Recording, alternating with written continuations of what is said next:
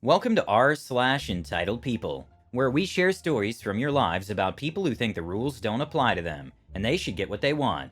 Thank you friends for subscribing to the channel and for so many likes.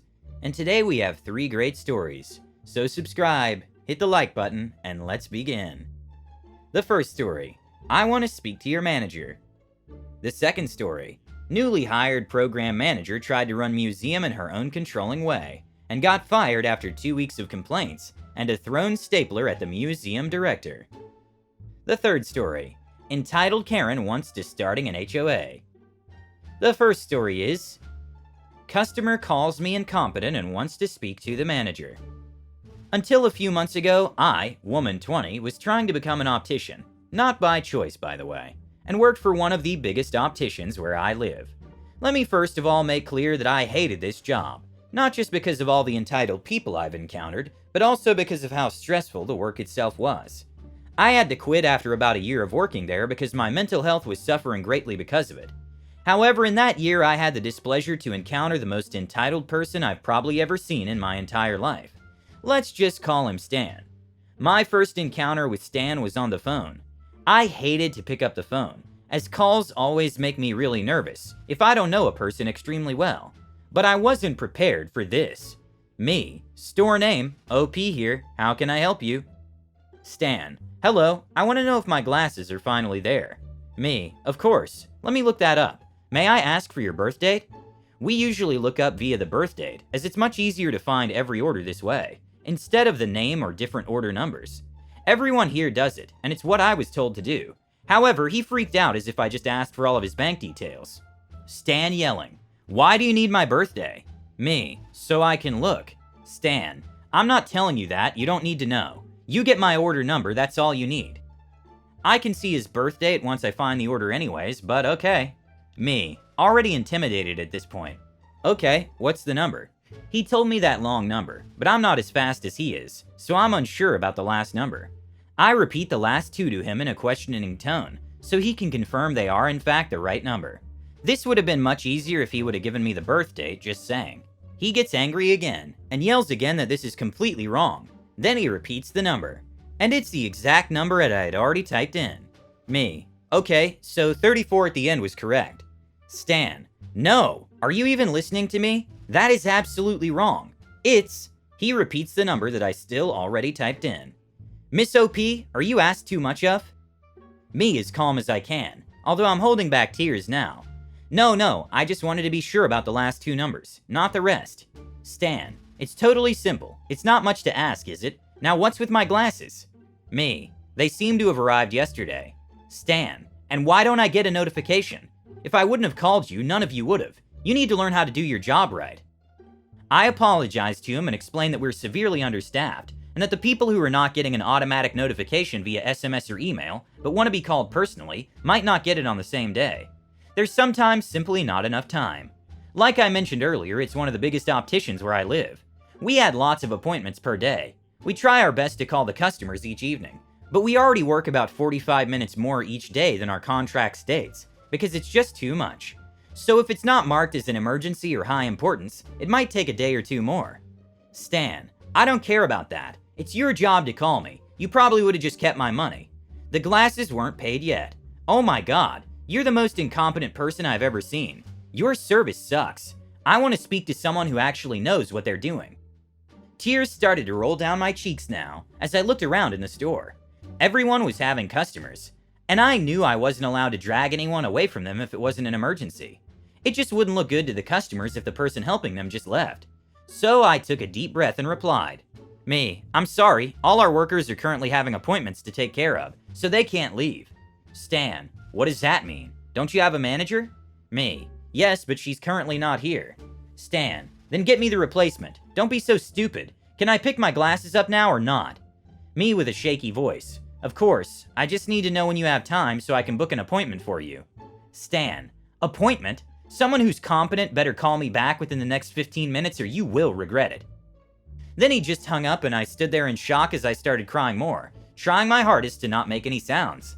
I had my back turned to the counter, so no one could see the tears and pretended to be writing down something while praying that one of my coworkers would be done soon and come to the front so they could help me. I would have loved to just go in the back to calm down. However, I wasn't allowed to leave the counter if no one else was free, which often resulted in my standing on the same spot for hours. And although I didn't want to welcome customers with swollen eyes and a runny nose, I was more scared about getting into trouble for leaving. Finally, one of my coworkers came to the front and immediately asked me what happened when she saw my face. At this point, I had already started to panic, as the 15 minutes were almost up, and I was afraid he might call back. I explained everything to her, and she told me she would call him, and that I should go in the back to calm down. She also assured me that I did everything right and handled it well. I was so thankful and went to cry in our storage room. For the rest of the day, I was feeling awful and just waited for the hours to pass so I could go home. The coworkers arranged for him to come in a few days later to pick his glasses up, and get another pair too. I made sure to be upstairs around that time.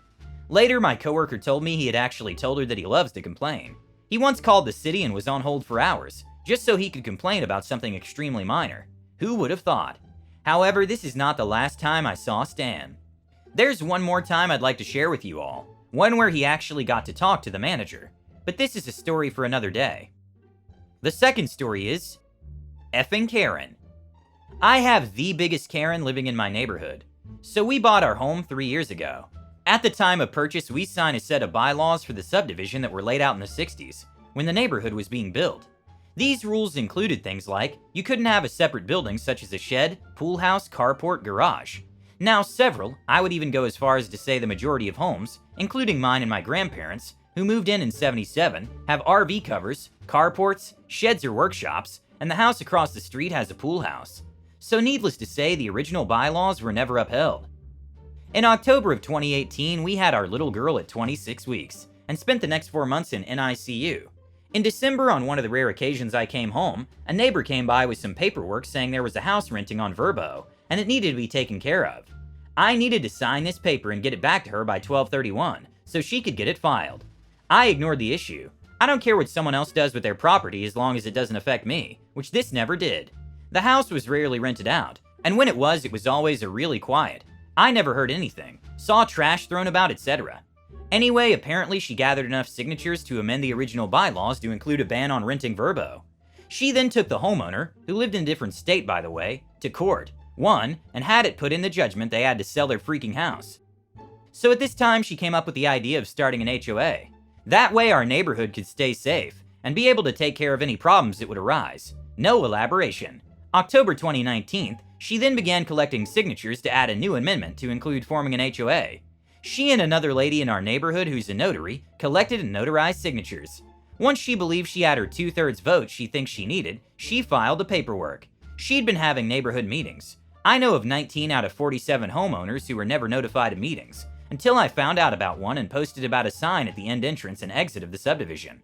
Once we all showed up at this meeting, we were informed the HOA had passed, and we were all obligated to follow the rules and pay the dues that would be determined.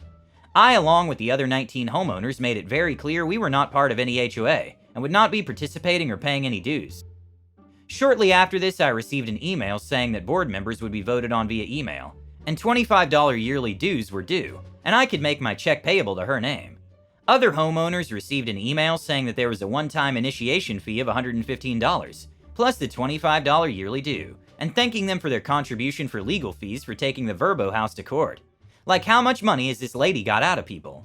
All this to say, I checked her math multiple ways. Votes per lot, votes per fraction of a lot, votes per number of owners, like every stupid way possible. The only way I can think I didn't do it was by value of the home to value of the entire subdivision. Anyway, she never had over a 60% vote in favor for starting an HOA. I've called her out on it and she refuses to acknowledge it. She's a real estate agent, and there are a couple of houses in the neighborhood for sale. I looked at the listings and noticed that one, who signed for the HOA, has association fees of $25. The other home, who did not sign for the HOA, does not have association fees listed. She's also now, well, I'm sorry, I don't know for sure who, someone has called the city on all of us heathens that won't sign the HOA. So the city's been writing warnings to almost everyone for something or another. Mine for a pile of brush left after cleaning out a flower bed, neighbor for a stack of tile in her driveway, and so many other crazy offenses. Obviously, she's calling the city because she knows the HOA can't do anything. And the last story is, Captain Karen tries to dictate the museum program, gets fired instead. I am 30 male, and this occurred with a previous side job I had from 2014 to 2017. I graduated my local university with a bachelor's degree in history, and got a part-time job as a tour guide at my local marine-based museum. It was part of an overnight encampment program, where groups of people, usually the Boy Scouts, stay on board a pair of World War II-era warships during the night. Our main job is to teach them what life was like during World War II, and answer questions to those interested. Important for later, the tour guides and front desk manager together organize the order of tours, and assign areas where the groups stay on the two boats after the tours are finished. The time of the program usually runs from 5:30 p.m. to 11 p.m., and runs smoothly with a good crew. After the groups are settled for the night, the gift shop closes around 10, and the tour guides and manager leave at 11 when we punch out. This is around the time the night watchmen of the building arrive for the night. This all took place in January 2016, in the span of 2 weeks. Our museum is open year-round. I was 24 at the time. I had been about 15 months into this amazing job, and had gotten down a set pattern of organization into the overnight program with my coworkers. For whatever reason of which I cannot remember, the position for the front desk manager was vacant at the time. This is where Captain Karen came into her brief stay at the museum. She was a lady roughly in her mid-40s with a brown pompadour hairstyle. She seemed to fit right in at first, and even came up with an organized diagram on both boats for the sleeping arrangements. However, that was her only positive contribution. On her second night, and her first night managing alone, her control freak shenanigans started. She brought an old-looking service bell for the counter that leads to the museum gift shop. She plopped it down on the counter and loudly proclaimed, "This bell will bring personality to my counter," which I thought strange considering the numerous World War II exhibits on both floors of the museum and the large ship's bell in a case near the front door. I also thought she was joking around, but by 9:15 p.m. that same night, I realized she would be nothing but trouble. The gift shop was already closed and her car was gone. The tour guides could not get to the back area where we signed out until the night watchman arrived at 11. In addition, we heard complaints of her shooing our guests out of the gift shop early and locking well before her sign-out time that same night. The shenanigans continued for the next week and a half, and here are the examples I remember. 1. Constantly closed the gift shop early, shooing guests out and leaving tour guides with no access to the sign-in room till 11. 2. Would always try to predetermine where groups would stay on both boats without the tour guide's input, even splitting larger groups in separate areas. 3. Once brought Subway sandwiches for the tour guides, but would only give them if they followed her sole organization of the night. We declined to eat them. 4. Constantly made annoyed tones with guests asking multiple questions. Eventually it got so bad that Captain Karen was called to the museum director's office 2 weeks after she was hired. Within minutes of arriving, the meeting turned into a heated argument, which eventually ended in her immediate termination, by her throwing a stapler at the museum director. Afterwards, all the tour guides, myself included, got text messages from Captain Karen, completely blaming us for her firing and her unacceptable behavior, while painting herself as the victim. We all decided to block her number, and I never heard from Captain Karen again. She left a few things behind, including her personality bell. I got to keep it as a souvenir. I stayed at the museum for another year after the incident, and I left on good terms with the staff as my parents' business got too busy and needed me full-time. I miss working there, but I will go back someday. I hope you enjoyed these stories. Hit the like button and subscribe to the channel.